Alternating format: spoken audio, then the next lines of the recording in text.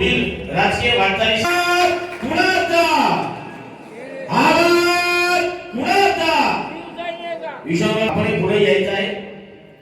दिलीप दादासाठी एकदा जोरदार काळ झाला पण अतिशय चळवळीचा कार्यकर्ता, कधी चेहऱ्यावरती मी आमदार साहेबांचा मुलगा आहे असा कधी त्यांच्या चेहऱ्यावरती आव नाही भाव नाही, अतिशय जनसामान्य माणसाला न्याय देण्याचं काम दिलीप दादा धोंडगे यांनी या ठिकाणी हस्तांतरित केलेले आहे। त्यांची विधानसभा प्रमुखपदी त्यानंतर शुभा उपप्रमुख म्हणून त्या ठिकाणी टाकलेले आहे। व्यंकटराव जळबाजी गायकवाड उमरज विधानसभा उपप्रमुख विधानसभा संघटक, संभाजी बाबुराव कदम बुद्रुक विधानसभा संघटक लोहापदी निवड झाले आहे। सोपान श्रावण पंडेवाड सुनेगा धोंडगे साहेब, दिलीप दादा धोंडगे साहेब बोलेवाडी विधानसभा संघटक लोहापदी निवड झाले आहे। दत्ता गोविंदराव लोंढे सांगवी विधानसभा संघटक लोहापदी आपली निवड झाली आहे। बळीराम माधवजी तेलंगे धोंडगे साहेबांना एक वेगळी जबाबदारी, मोठी जबाबदारी त्यांचा शंकरांना धोंडगे साहेब पुष्पहार घालून त्यांच्या नादराव कांबळे यांनी आपल्या पदाधिकाऱ्यांच्या सन्मान सत्काराच्या आधी पक्षाच्या वतीनं जे कार्यशाळा म्हणजे आता जे काही आपल्या राज्यामध्ये मतदार याद्याचं पुनर्निरीक्षण चालू आहे त्या बाबतीतलं जे काही मार्गदर्शन आणि कार्यशाळा जवळपास मला वाटते 1.25 तास अगदी आपल्या गावागावात चालू असलेलं जे काही मतदाराच्या नोंदण्या आणि त्याचं पुनर्निरीक्षण आणि त्याच्यातले बारकावे आपल्याला या कार्यशाळेतून या शिबिरातून समजून घेता आलं आणि लक्षात आलं की हे किती महत्वाचं आहे। आपण ठोकताळा खरं तर थोडा शहरी भागातच याची अडचण आहे, पण ग्रामीण भागामध्ये आपल्या एखाद्या नेत्याला कार्यकर्त्याला गाव गल्ली घर हे किमान ओळखीचंच असतं। त्यामुळं आपल्याला गावागावामध्ये या कार्यशाळेतून ज्या काही सूचना मिळालेल्या आहेत या बाबतीत काम करायला भविष्यामध्ये काही अडचण येणार नाही। आणखी 18-20 दिवस आहे। माझी आपल्या सगळ्यांना विनंती आहे, जमलेले आपण BLA म्हणजे जिथं बूथ प्रमुख आपण नेमले आणि आता नवनिर्वाचित निवड झालेले सर्व पदाधिकारी, छोटे असो मोठे असो, तालुक्याचा अध्यक्ष असो की शाखेचा प्रमुख असो, या सगळ्यांनी या सगळ्या कामामध्ये थोडं मन घालावं। कारण येणाऱ्या सगळ्या उद्याच्या ज्या काही निवडणुका आहेत, जिल्हा परिषद असतील, पंचायत समिती असतील, विधानसभा, लोकसभा, याचा मोठा परिणाम होतो। अनेक वेळेला 1000-2000 मताच्या फरकाने सुद्धा जागा जातात आणि आपण दुर्लक्ष केलं आणि आपल्याच मतदारसंघात जर आपल्याला मानणारा जर मतदार 4-2 हजाराचा उणे झाला तर त्याचा फटका आपल्या पक्षाला आणि आपल्यालाही होऊ शकतो। त्यामुळे पहिली आपल्या सगळ्याला विनंती की आपण राहिलेले जे काही 17-18 दिवस आहेत आपल्या गावामध्ये जे कोणी शाळेचा शिक्षक असेल किंवा जे कोणी BLO नेमलेला असेल त्याच्यासोबत संवाद करून, त्याच्यासोबत कॉन्टॅक्ट करून आपल्या गावातलं काम कुठपर्यंत आलंय आणि पुण्या स्टेजला काय स्टेटस आहे हे पहिल्यांदा आपण इथून गेल्यानंतर माहिती करून घ्या। उलट आपली त्यांना मोठी मदत होणार आहे। कारण आपल्याला जे काही इथं जे काही आज प्रशिक्षण मिळालं अशोकराव, त्यातून बऱ्यापैकी चांगली म्हणजे BLOला तरी माहिती आहे की नाही त्याच्याही पेक्षा जास्तीची माहिती पक्षाच्या वतीनं आपल्या सगळ्यांसमोर दिली।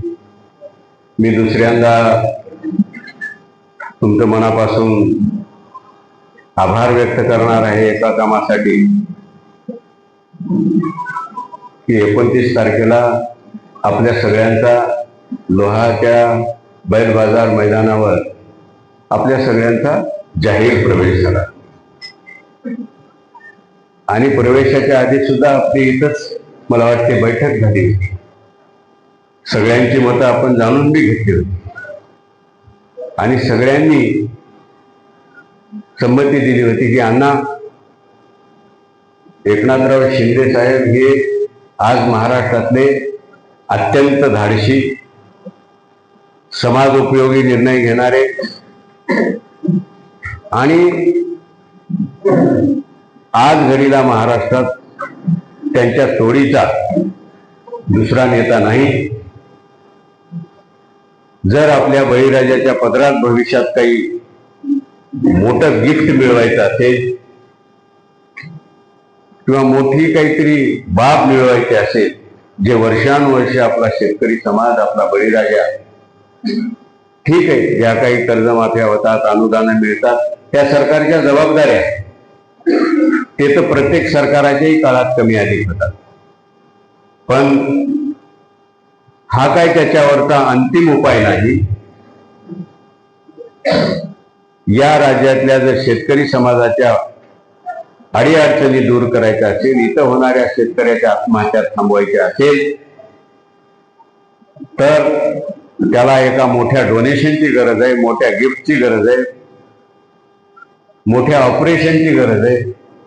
आणि ते धाडस, ते हिंमत आणि ती नियत फक्त एकनाथराव शिंदे साहेबांच्या मध्ये आज तरी दिसते आहे. कारण मागील 2.5 वर्षात त्यांनी जे काही धाडसा केली, आणि काही आमची हरकत नाही, कारण तुम्ही आम्ही सगळेजण 30-40 वर्ष शेतकरी समाजाचं, कष्टकरी समाजाचा दिवस सुखाचा व्हावा म्हणून जेलमध्ये गेलेले, पोलिसाच्या लाट्याकाट्या खालेले, आंदोलनं चळवळी केलेले आपण या क्षेत्रातले सर्व कार्यकर्ते होतो. आणि या बाबतीत सगळ्यांनी तो निर्णय दिल्यानंतर आपण 29 मार्चला तो सामुदायिक प्रवेश केला. खर तर आता कॅमेरे लागलेत, मी बोलू नये, पण मला अनेक जणांनी सांगितलं होतं, मला वाटते मी आदल्या दिवशी जागा आणि मांडव बघायला गेलो होतो, ते स्टेज वगैरे दिलीप दादांना कसं घातलंय काय नाही बघायला आदल्या दिवशी रात्री गेल्या महाराज. तर तिथं काही आमचा 1-2 पत्रकार मित्र मला म्हणले की अण्णा, लोह्यामध्ये कुजबूज आहे, की गेली 10 वर्ष अण्णाच्या हातात आमदारकी नाही, खासदारकी नाही, सत्ता नाही, आणि एवढं मोठं बैल बाजार मैदान कसं काय निवडलं, कुणाच्या जीवावर निवडलं. बरेचसे कार्यकर्ते जवळ ते इकडं तिकडं झाले, आणि बघा अण्णा कशी फजिती होते म्हणाले, बघा तुम्ही उद्या म्हणाले. आता मी काही त्याला तिथं उत्तर दिलं नाही, कारण मला माहित होतं की गेली 40 वर्षापासून या क्षेत्राची, कच्च्या बच्च्याची, लहान मोठ्याची मी संबंधित असलेला कार्यकर्ता आहे. 2-2 वेळा या मतदारसंघाच्या पदयात्रा केलेला कार्यकर्ता आहे. जरी पदावर नसेल तरी असा कोणताही या मतदारसंघातला वाडी तंडा नाही, अगदी घोटक्याचा तंडा सुद्धा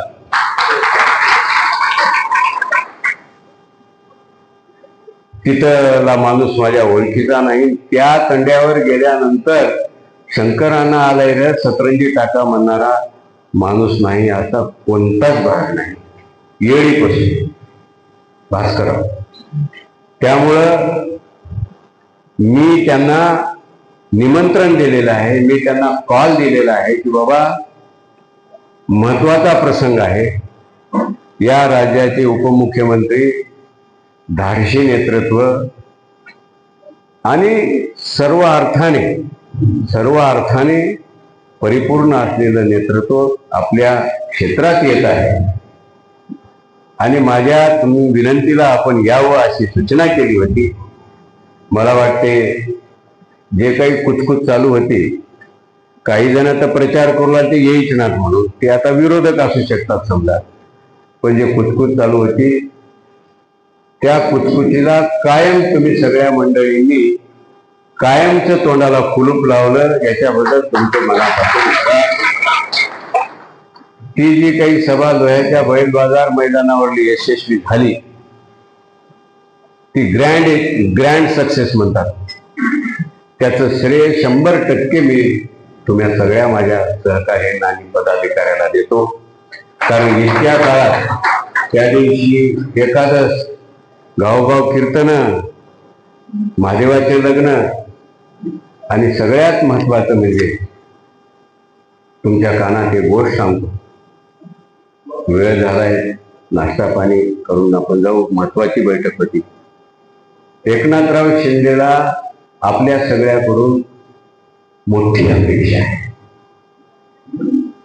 खरं तर हे वैयक्तिक मत सांगू नये, आपल्याकडून फार मोठ्या अपेक्षा आहेत. कारण ही भूमी आणि या भूमीत घडलेला प्रत्येक कार्यकर्ता हा कष्टकरी शेतकरी प्रश्नाचा जाणता कार्यकर्ता आहे. मला वाटते जी काही कार्यकारिणी गौतमरावांनी, दिलीपदादांनी आणि दत्ता पवार साहेबांनी खरं तर मोठी मेहनतीने केली, पण एवढ्या सगळ्या कार्यकारिणी बनवताना कोणता ना कोणता तरी जवळचा कार्यकर्ता विसरून राहतो. माझी आपल्या सगळ्याला विनंती आहे की कोणी जर तसं विसरून राहिलं असेल तर त्यांनी दादाकडे फोन करावा, आमच्याकडे करावा, दत्ता पवार साहेबाकडे करावा. कारण कार्यकारिण्या आणखी पूर्ण झालेल्या नाहीत. महिला आघाडीची कार्यकारिणी व्हायची, त्याच्यानंतर कामगाराची म्हणजे जवळपास 7, 8, 10 आघाड्या. आज काहीतरी 260 पदाधिकाऱ्यांना त्या पदाचा मान देऊन, छोटसच का होईना पुष्पहार देऊन त्यांना सन्मानित केलंय. हा सन्मान छोटासा जरी असला तरी भविष्यातल्या या सन्मानातून या क्षेत्रामध्ये मोठं परिवर्तन व्हावं. परिवर्तन आपणच घडवणारे आहात. महाराष्ट्रामध्ये शिवसेना आणि एकनाथराव शिंदेच्या नेतृत्वात पक्षाची फार मोठी घोडदौड चालू आहे. पक्षवाढीचं मला वाटते सगळ्या महाराष्ट्रात जर जास्त स्पीड असेल, हजारो कार्यकर्ते वेगवेगळ्या समाज घटकातले रोज पक्षप्रवेश करताना आपण सोशल मीडियामध्ये इकडे तिकडे बघतात. सगळेच काही येडे नसतात. निश्चित भविष्यामध्ये या पक्षाला आणि एकनाथराव शिंदे साहेबांच्या नेतृत्वाला चांगले दिवस आहेत. आम्ही तर लोह्याच्या सभेतही म्हणलं की साहेब, तुम्ही भविष्यात या राज्याचे सूत्र मुख्यमंत्री म्हणून घेणार आहात, यामध्ये कुणाच्याही मनामध्ये शंका नाही. पण त्यावेळी मात्र हा जो काही आमचा बळीराजाचा विषय आहे तो मात्र तुम्हाला त्याच्यामध्ये मन घालावं लागेल किंवा त्याचा आम्हाला कमिटमेंट द्यावं लागेल, ही मागणी आपल्या वतीने केलेली आहे. आज मला तुम्हा सगळ्यांना भेटल्यानंतर आनंद वाटला. मला वाटते आता इतके जमल्यावर काही अबूबाई कोई दिल में तो करू. मी काही जुन्याही मित्राला सांगायलो, चांगलं करू, पुन्हा परिवर्तन घडू. आता पूर्वी आता हे तरुणांचे किती, हे सगळी तरुण फळीच आहे. आता हे गजू आहे, आपला फुलाजी आहे, विशेषतः भास्करराव तर आमच्या किती वर्षापासून चाहता आहे. कौटगावकर आमचा चाहता आहे, पण पद अंगावर घेऊन कधी काम केलं नाही. पण यावेळी त्यांनी पद अंगावर घेऊन काम करायचा निर्णय झाला. म्हणजे गंगेच्या कडेपासून सुरू झालं, म्हणजे गंगेच्या कडेपासून चालू झालंय. आणि सगळ्यात आदरणीय व्यक्तिमत्व भटक्याचे सोपान महाराज, याचा अर्थ ही चांगली लक्षण आहे. काम निश्चित करू, चांगलं करू, संघटनात्मक करू आणि पक्षवाढीसाठी करू. माझी आपल्या सगळ्याला विनंती आहे, हे BEDचं काम करता करता गावगाड्यातले जे काही छोटे मोठे प्रश्न आहेत त्या प्रश्नातही लक्ष घाला. आपण गावातून एकार पडू नये लागते. जुजबी प्रश्न असतात, तिथल्या स्थानिक प्रश्नासोबत तुम्ही मन घातल्या, पुढाकार घेतला, काही अडचणीचे असले तर आम्ही आहोत, पण तिथल्या तिथेही सोडवण्यासाठी थोडाफार गावगाड्यात पुढाकार घेतला. नाहीतर काय झालं, उत्तम भंडारे गावलंही बिघडले, माणसंच खराब हात. मग आता माणसं खराब हात काय पाकिस्तानला जाऊन राहता काय? तेच माणसं चांगले आहेत. गाव पहिलंच आहे, गाव चांगलंच आहे. तुम्ही पुढाकार घ्या, छोटे मोठ्या त्यांच्या दुसरी सुखादुखात राहा, सांस्कृतिक कार्यक्रमात राहा, त्यांच्या प्रत्येक कार्यक्रमात तुमचा सहभाग नोंदवा. काही जरी झालं तरी तुम्हाला गाव किती वेळ वाईट आली, एवढं काम करणाऱ्या कार्यकर्त्याला कधी गाव बैमान होत नसते. तुम्ही म्हणलेला शब्द जमिनीवर करून देत नाही, याची मात्र हीच खरी त्याची शक्ती आहे. हे तुम्हाला संदेश देतो. गावगाड्यात लक्ष घाला, SIR मध्ये चांगलं मन घालून काम करा. आणि काही नाही, बालू पाटील तुम्ही रोज फिरता गाडीत 1 लिटर तेल केलेले काम केलेले नेते आहात. तुमचा आत्मविश्वास कमी. आता साहेबाचा आग्रह आहे, शिंदे साहेबाचा, की मी महाराष्ट्र दौरा करावा. कारण तुमच्या सगळ्याच्या आशीर्वादानं एक महाराष्ट्र शिवसेना शेतकरी परिषद म्हणून राज्याचा अध्यक्ष करून माझ्यावर एक मोठी जबाबदारी दिलेली आहे. ती जरी मोठी जबाबदारी असली तरी ती तुमच्या जीवावर आहे. म्हणून मी सुरुवातीला सांगितलं की एकनाथराव शिंदे साहेबाला तुमच्याकडून, नेते त्यांच्याकडं मोठे मोठे आहेत, मंत्री आहेत, ते स्वतः आहे, पण तुमच्याकडून मात्र जास्तीची अपेक्षा आहे. तुम्ही इथं शंकरानाला आणि या त्यांच्या अपेक्षेला, एकनाथराव शिंदेच्या अपेक्षेला मी पात्र ठरू शकतो किंवा त्यांच्या अपेक्षेला मी पूर्ण करू शकतो असा मला विश्वास आहे. बस आज तुमच्या निवडी झाल्यात.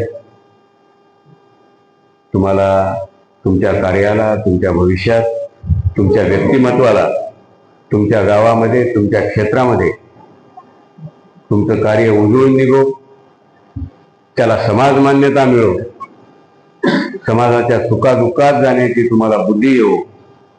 हे पद, हे नुसतं पद नाही, हे नुसतं पुष्पहार नाही, तर ही कामाची जिम्मेदारी आहे, सामाजिक कामाची जिम्मेदारी आहे. कुटुंबाचं करत करत या कामालाही न्याय देण्याचा प्रयत्न तुमच्याकडून व्हावा, एवढी मनापासून शुभेच्छा. तुमच्या हातून तुमच्या या पदाच्या प्रयत्न निश्चित झाल्याशिवाय राहणार नाही असा माझा विश्वास आणि खात्री. कलपर बुद्रुक तालुका उपप्रमुख म्हणून त्यांची निवड झालेली आहे. राजू काळबा शिंदे ढाकणी युवा सेनेच्या तालुका संघटकपदी त्यांची निवड. गोपाळराव जाधव त्यांची झाले. आनंद परसराम मेहते, संभाजी आनंदराव घोडके संघटकपदी त्यांची निवड झाली आहे. पांडुरंग प्रभाकर झाले आहे. अक्षय देवदास संघटकपदी त्यांची निवड झाली आहे. सोपान श्रावका संघटकपदी त्यांची निवड झाली. जीवनराव पाटलांसाठी एकदा जोरदार गाडी होम शंभरगाव उपतालुका प्रमुख म्हणून त्यांची निवड झाली. त्यांच्यासाठी सुद्धा जोरदार गाड्या झाल्या निवड झाली आहे. मोहनराव पंडितरावजी डांगे पोकर पाटील वडवळे कापशी बुद्रुक तालुका संघटकपदी त्यांची निवड झाली आहे. सुभाष नागोजी कुदळकर त्यांची भोमनाळी तालुका संघटकपदी त्यांची निवड झाली आहे. भारत तालुका त्यांची निवड झाली आहे. मधुकर पाटील शेडी तालुका संघटकपदी त्यांची निवड झाली आहे. राव जांगे शिवनी तालुका संघटकपदी, राव कांबळे माळा खलील युसुफ शेख खांबेगाव तालुका उपप्रमुख म्हणून त्यांची निवड झाली आहे. मैनुद्दीन बाबूसाहेब शेख देऊळगाव, मधुम हुसेन शेख शेरगाव धानोरा शिवसेना इतर मागासवर्ग ओबीसी विभाग तालुका कार्यकारी लोहा. उत्तम सुरेशसिंह हरिसिंह जोरदार झाले पाहिजे. अनेक दशकापासून अण्णांच्या सोबत आहेत. अण्णांची त्यांनी आणखी या ठिकाणी साथ जोडली नाही. अमोल शंकर जाधव कांदाळा तांडा यांची तालुका आहे. सुधाकर तिरुपती वडवळे कापशी बुद्रुक विद्यार्थी सेना. एकदा सगळ्यांनी जोरदार झाले पाहिजे, कारण आवाज कुणाचा म्हणायचा शिवसेनेचा त्या ठिकाणी सगळ्यांना वाटलं. आवाज कुणाचा, आवाज कुणाचा. उपप्रमुख परशुराम साहेब मेटकर खोड्याची वाडी तालुका उपप्रमुख संघटकपदी त्यांची निवड झाली. यशवंत विठ्ठलराव जाधव संघटकपदी त्यांची निवड झाली आहे. मारुती उपप्रमुख पदी त्यांची निवड झालेली आहे. संतोष रमेश कागणे इमामवाडी तालुका उपप्रमुख म्हणून जबाबदारी आमच्या संतोषच्या खांद्यावरती त्यांनी टाकली. विलासराव भागानगरे नंदनवन तालुका संघटकपदी त्यांची निवड झाली आहे. मोहित इबाउल्ला शेख कोटबाजार